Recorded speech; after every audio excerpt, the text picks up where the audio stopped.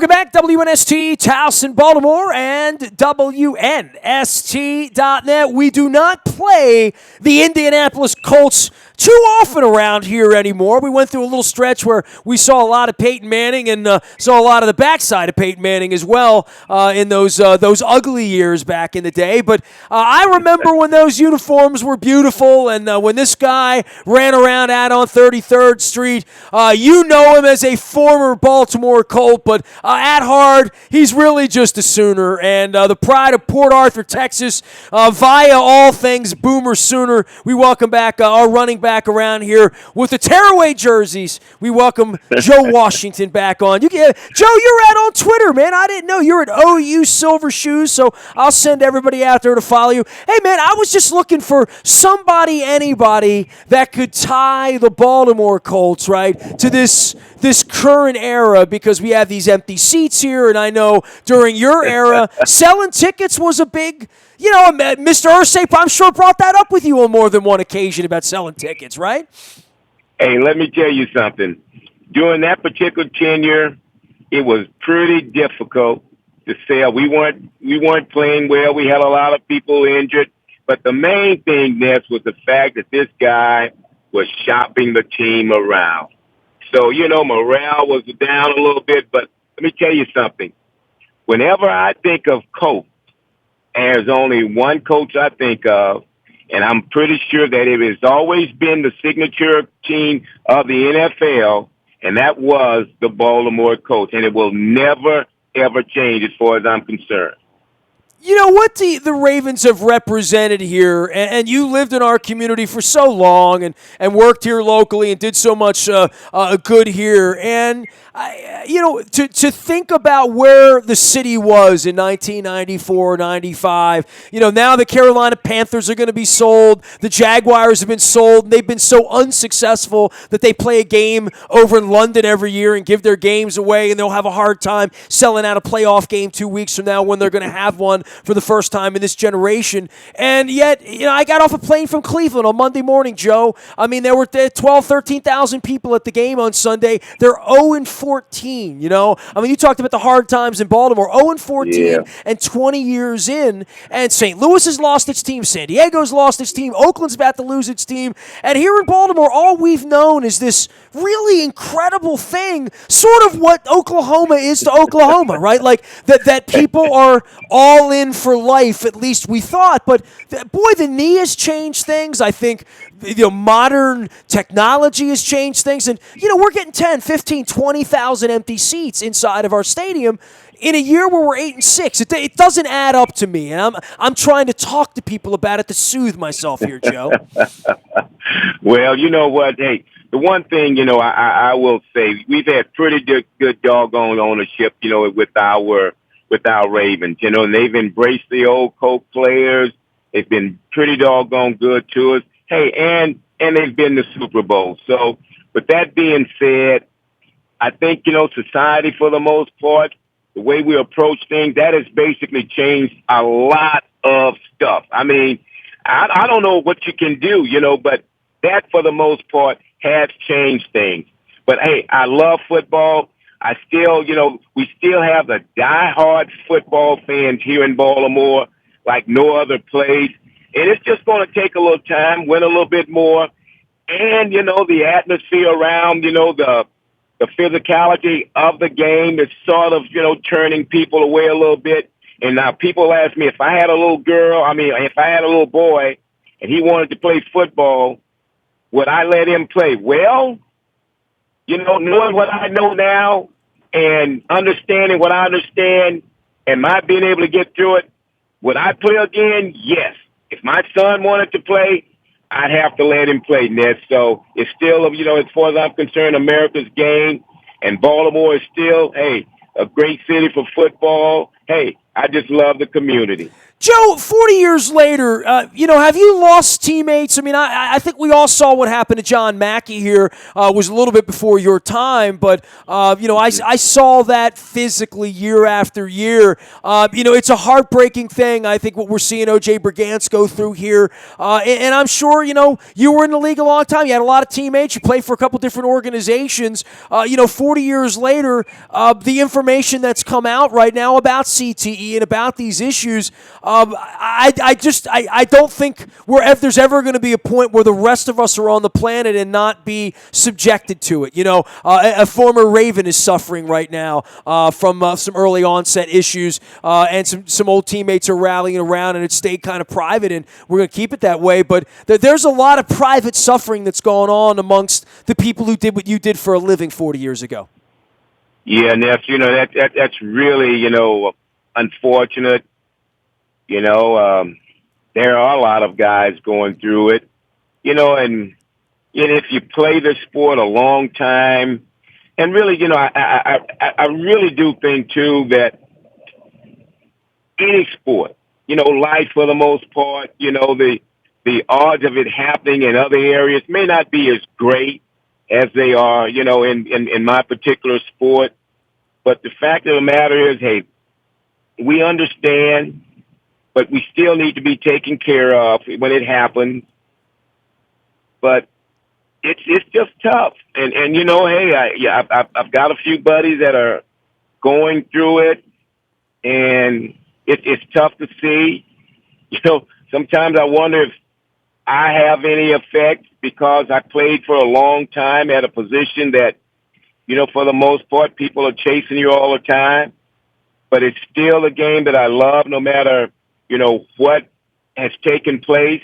I've had 2 knee replacements. I had a total of 14 knee operations, 2 eye surgeries, but hey, I'd still do it all over again. And knowing what I know now, Ness, I think I might have put a little bit more hot sauce on it this time. Oh, you silver shoes is the way to find the great Joe Washington, who is, go ahead and brag on the Sooners a little bit, and I'll take you down memory lane with the Colts and the Ravens in Baltimore. But it's a good time to be in Oklahoma, isn't it?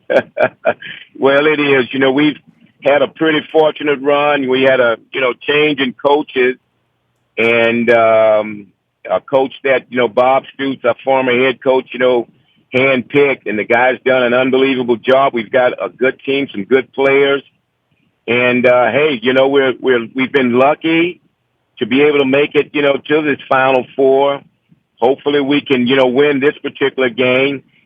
But I tell you, it's been a long road, and I think one of the secrets to our success is to be able to at least try to be somewhere, every year. We've had a lot of stability in our program, and that is the key to success. So I'm happy. Like I say, it is nice being a Sooner. We won a national championship in softball last year, gymnastics, and I think and golf. So hopefully we can, pull something else through.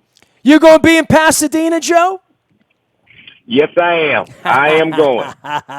You wouldn't be anywhere else, would you?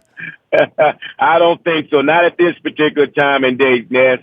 To turn back the clock here and to see the Colts come in here at this point, and I think about the Ravens and I think about our city, and I know you went through all of those struggles. I mean, you lived here during that whole period of time where, we literally went to bed most days of our lives believing there would never be a team here, right? Like, you would have never have bet money on that. I mean, it just felt like we weren't going to get a team, that the league didn't want us, and that even the dangling a stadium wasn't good enough. Yeah, you know what? When they pulled out, I really thought it was over.